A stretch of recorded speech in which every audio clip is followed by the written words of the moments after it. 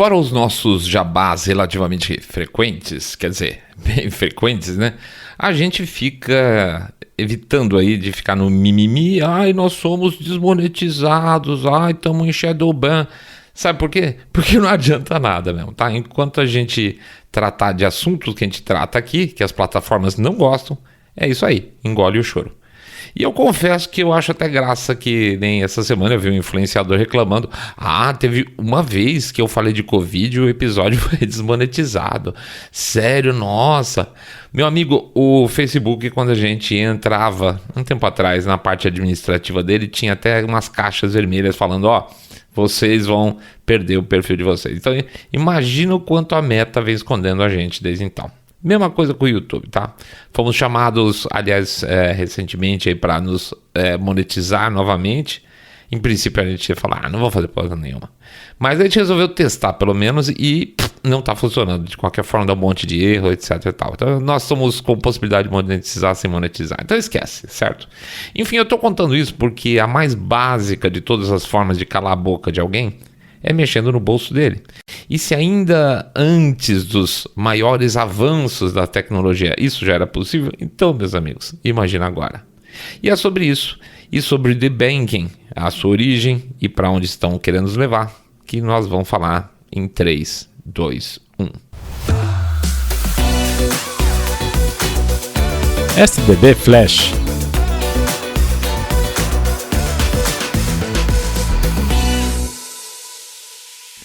Muito bem, estrangulamento, asfixia, é disso que nós estamos falando aqui. Durante muito tempo a esquerda lutou com armas semelhantes, mas não exatamente iguais. Uma greve de funcionários de uma fábrica é uma forma de asfixia financeira. A indústria continua tendo praticamente todos os mesmos custos, mas fica sem receita. Uma greve bem feita é um baita preju para o capitalista, digamos assim. Mas tem um problema, o trabalhador hoje não quer lá muito saber de greve não quer saber de sindicato. Ele já aprendeu que muitos sindicatos são apenas uma fonte de receita para a diretoria só.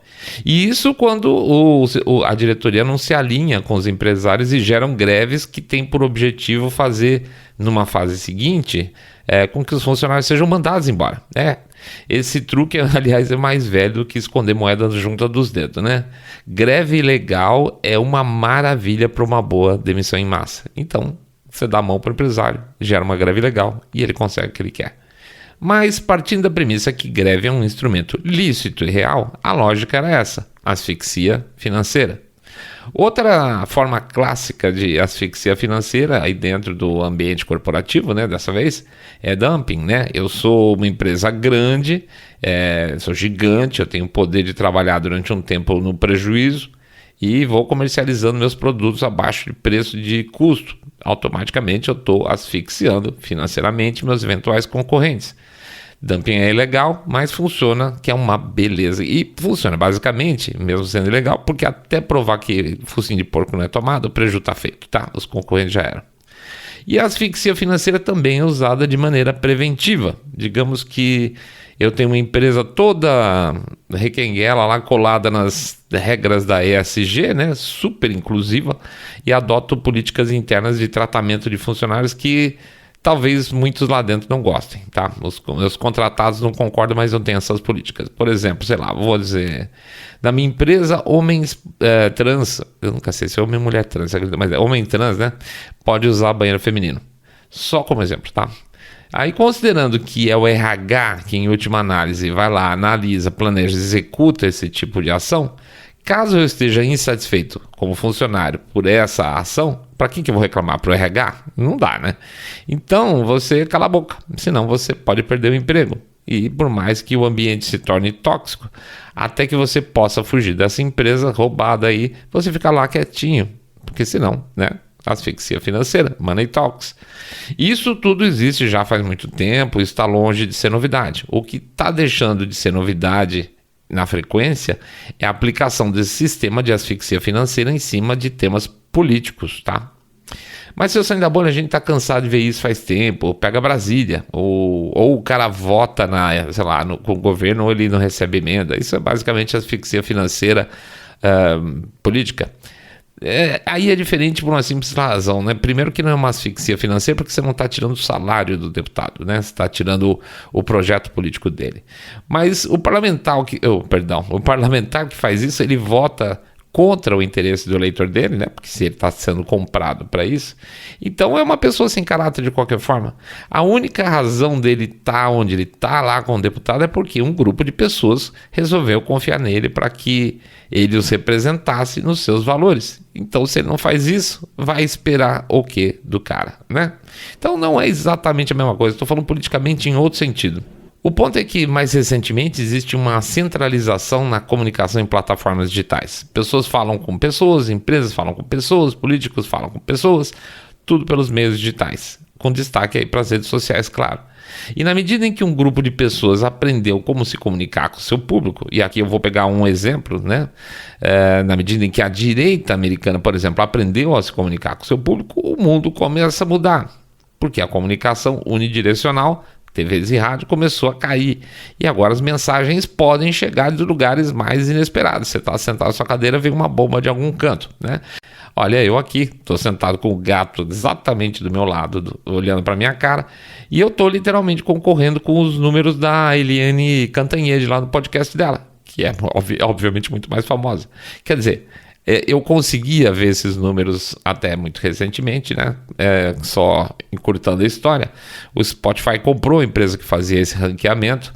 Ele comprou para fechar, né? Porque agora a gente não consegue mais saber quem está na frente de quem. Chato, né? Você vê como as Big Techs são super éticas? Pois é. O fato é que quando você está amarrado em um grande sistema, e aqui eu estou falando em um sistema no sentido de, vamos dizer assim, TI, as coisas começam a ficar mais complicadas. O seu vídeo pode ser desmonetizado, seu podcast pode perder parte do valor porque não tem ferramenta mais comparativa, né, seu Spotify.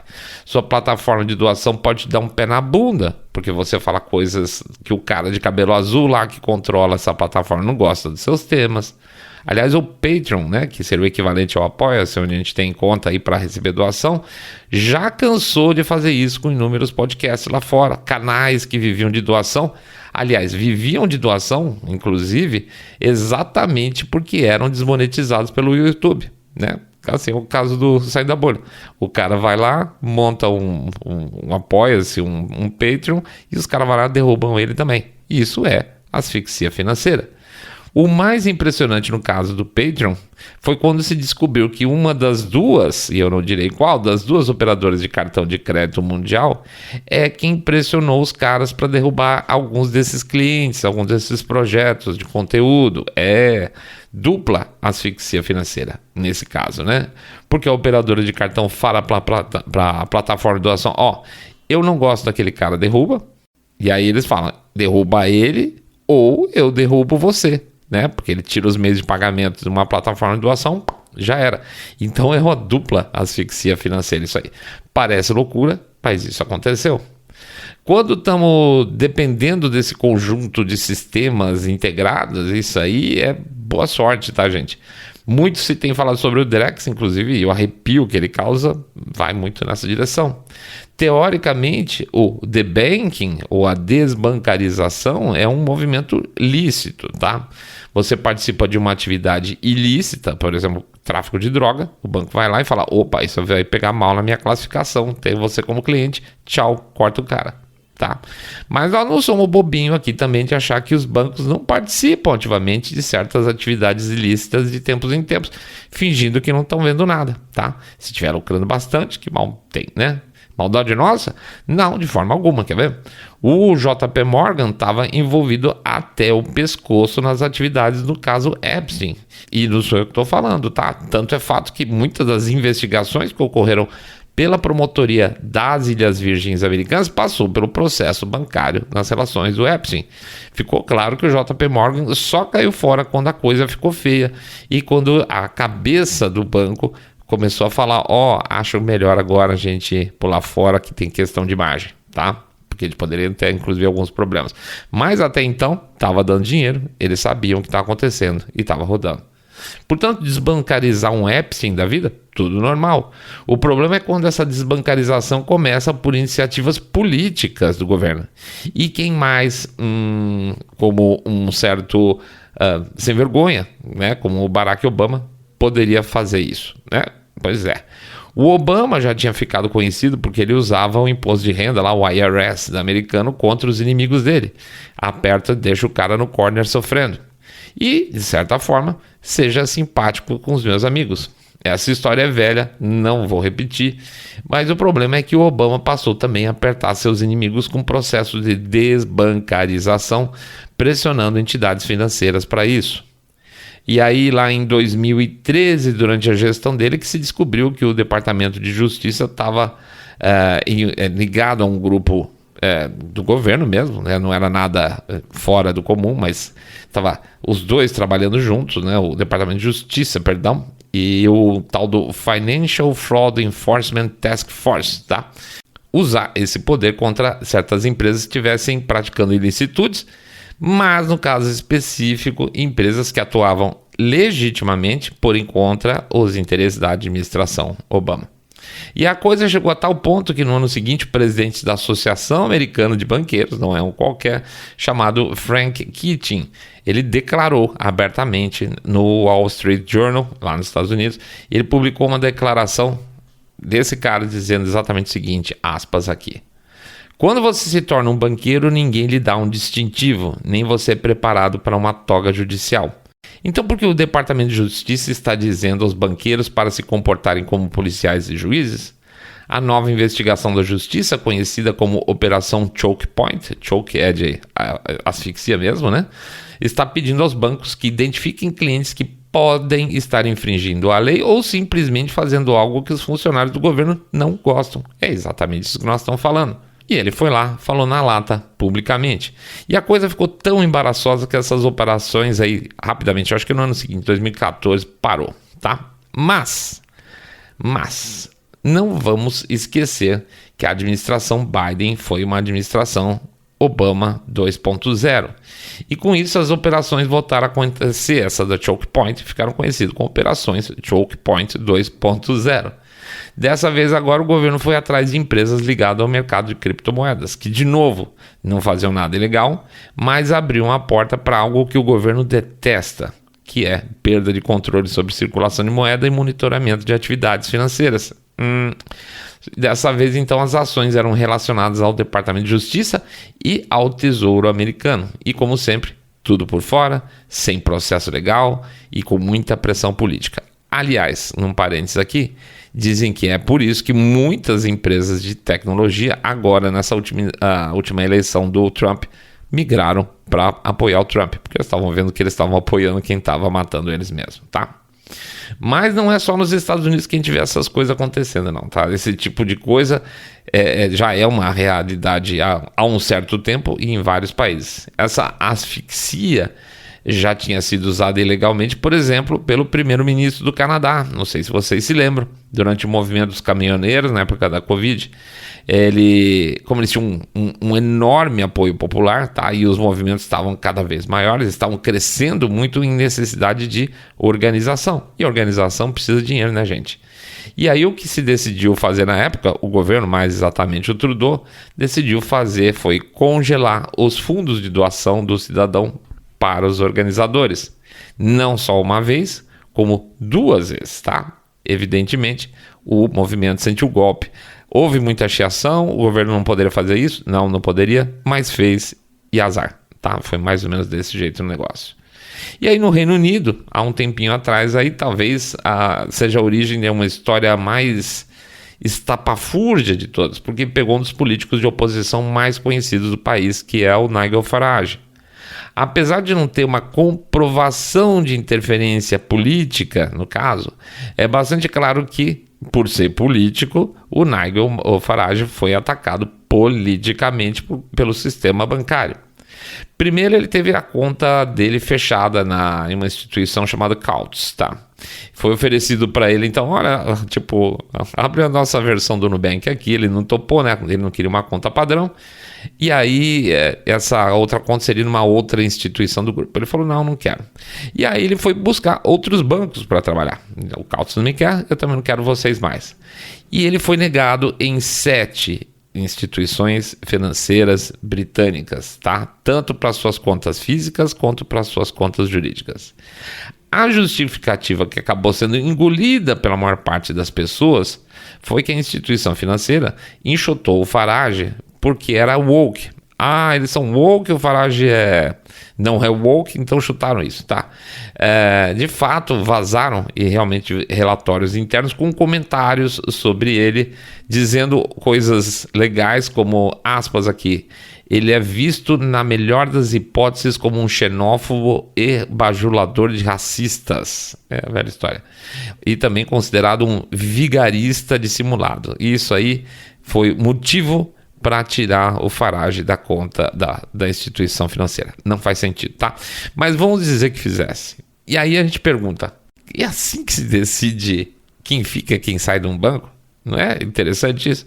Para mim, é interessante imaginar que a instituição bancária aceite deixar que circulasse essa versão que é péssima para a imagem dela. Eu acho muito estranho falar, não, realmente, internamente o pessoal achava ele xenófobo e a gente corta, a gente é super louco. Não sei, eu acho essa versão fraca. Ainda assim, aceitar essa coisa seria melhor, e aí eu concordo, é melhor do que eventualmente circular uma versão de que entidades regulatórias britânicas tenham conspirado para desbancarizar um dos principais líderes políticos britânicos, né, por lutar com frequência contra práticas globalistas onde os bancos geralmente estão inseridos, tá? Então é óbvio que é melhor falar, é melhor ser pego no flagra por ser woke do que outra versão, tá? Veja, a saída do Farage do Coutts é só metade da história, tá? A negativa de outras 7 instituições, para mim, que é o pesado. E isso nunca foi conversado demais. Sempre foi assim, nossa, tiraram ele do banco. Não. 7 bancos outros negaram a entrada dele. E isso me parece muito mais significativo.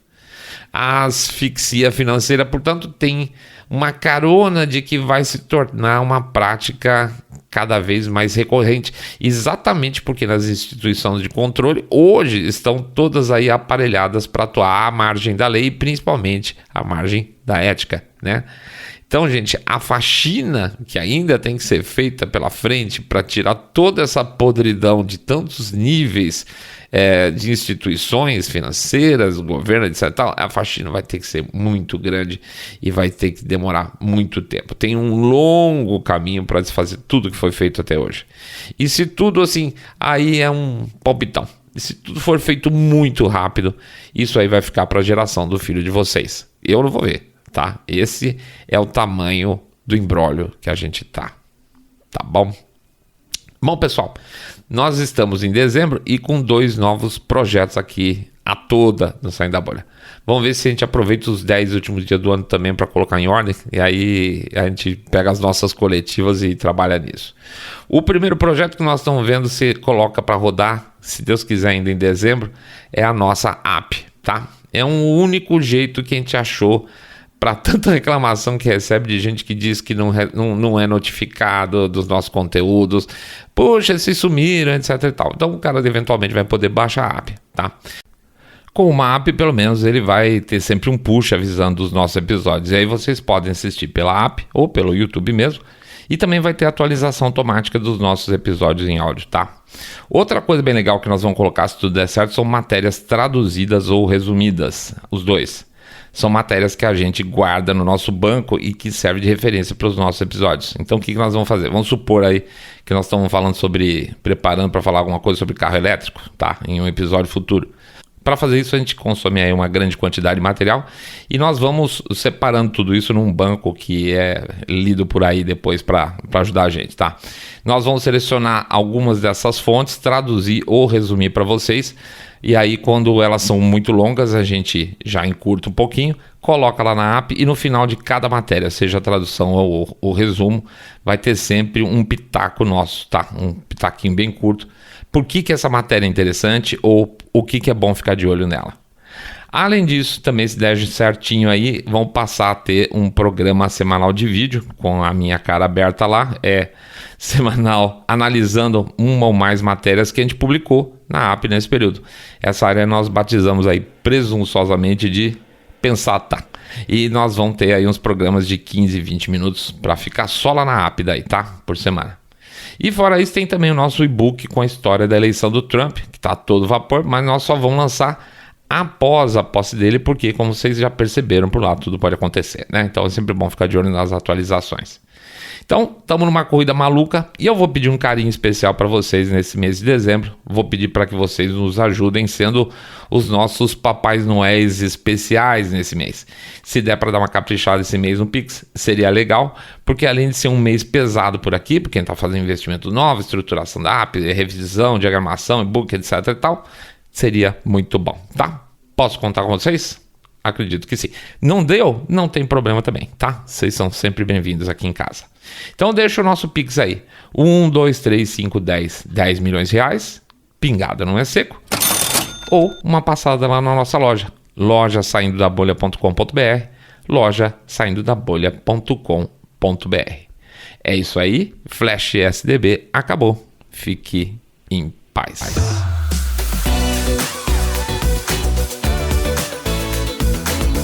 Saindo da bolha.